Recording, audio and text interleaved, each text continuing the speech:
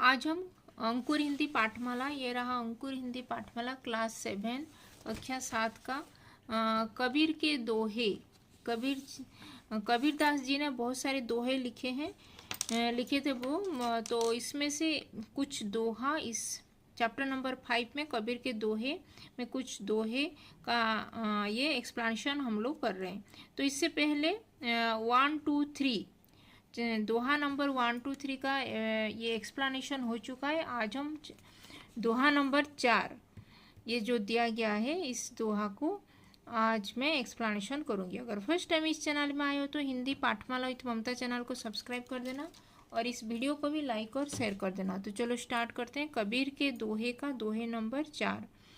साई इतना दीजिए साई इतना दीजिए जामे कुटुम समाए, मैं भी भूखा न रहूं साधु न भूखा जाए। साई इतना दीजिए जामे कुटुम समाए, मैं भी भूखा न रहूं साधु न भूखा जाए।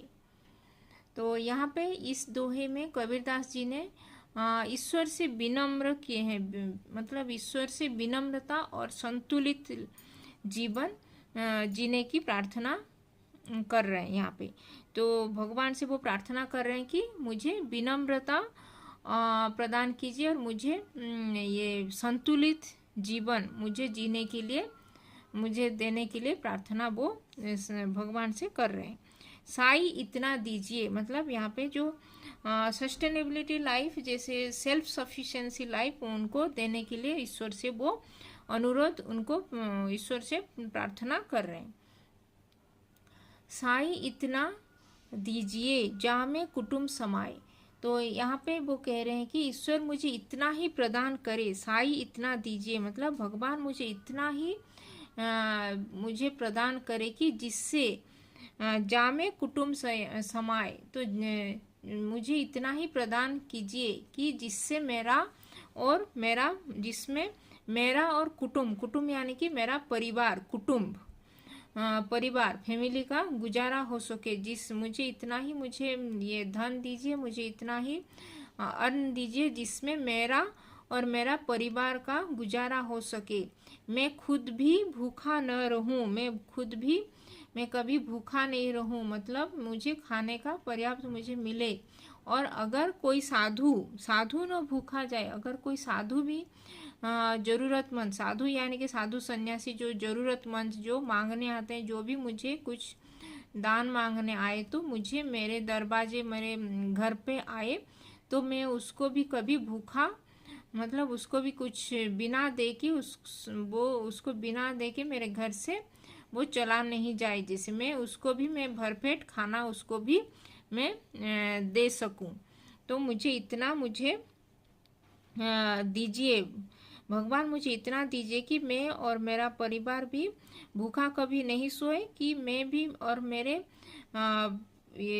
परिवार को भी मैं भरण पोषण कर सकूं और मैं भी कभी भूखा नहीं रहूं, कि मेरे परिवार के लोग भी कभी भूखा नहीं रहें। कि जो भी मेरे द्वार के सामने जो भी दुखी जो भी साधु सन्यासी मेरे द्वार में आए तो मैं भी उसको कभी भी भूखा मतलब मेरे घर से भूखा उसको लौटना नहीं जाना पड़े। जैसे मुझे दीजिए भगवान बोल के यहाँ पे कबीरदास जी ने भगवान से प्रार्थना की है।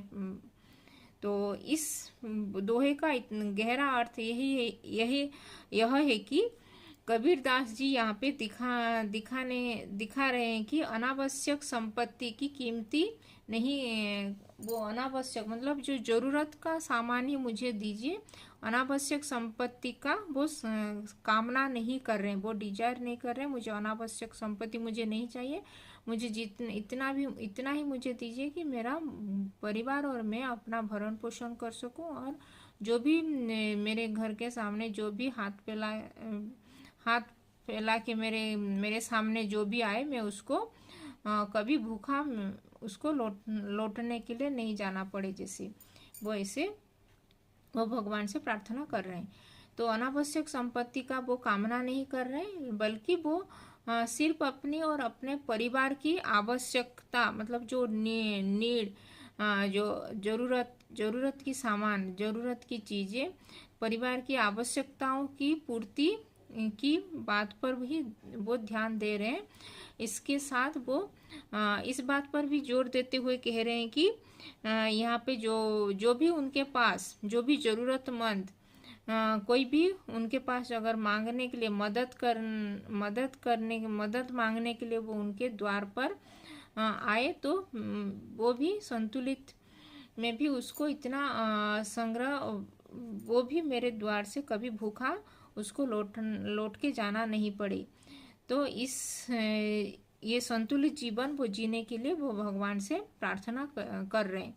तो यह संतुलित जीवन का यही संदेश है कि अधिक संग्रह का लालसा नहीं करना चाहिए, और जो भी कंजूसी, और ना कि कंजूसी और करना चाहिए, और बल्कि ये जो मध्य मार्ग, यानी कि जो उपकार भी करना चाहिए, ज़रूरतमंद को भी हम जिस प्रकार से भी सहायता कर सके तो उनको भी सहायता करने का कामना रखें हमारे मन में। तो ये संतुलित जीवन का जीने का लिए यहाँ पे प्रेरित कर रहे हैं सभी को। तो यहाँ पे ये संतुलित जीवन का यही संदेश है कि जिसमें वो अधिक संग्रह की लालसा नहीं हो, और ना ही कंजूसी, बल्कि मध्यम मार्ग में जीवन, मतलब मध्यम मार्ग में जीवन जीने का वो कामना कर रहे हैं यहाँ पे। साई इतना दीजिए जामे कुटुंब समाए, साई भगवान मुझे इतना ही दीजिए जामे कुटुंब समाए, जिससे मेरा और मेरा परिवार का भरण पोषण हो सके। उनको मैं भी भूखा न रहूं, मैं कभी भूखा नहीं रहूं, कि मेरे परिवार के लोग भी भूखा, उनको भी नहीं रखूं, और साधु न भूखा जाए। अगर कोई भी ज़रूरतमंद अगर मेरे द्वार पर मांगने के लिए कोई भी आए, तो मैं उसको कभी भी भूखा मेरे घर से लौटाऊं नहीं, तो उसको भी मैं भरपेट खाना दे पाऊं। ऐसे मुझे इतना संतुलित जीवन जीने के लिए मुझे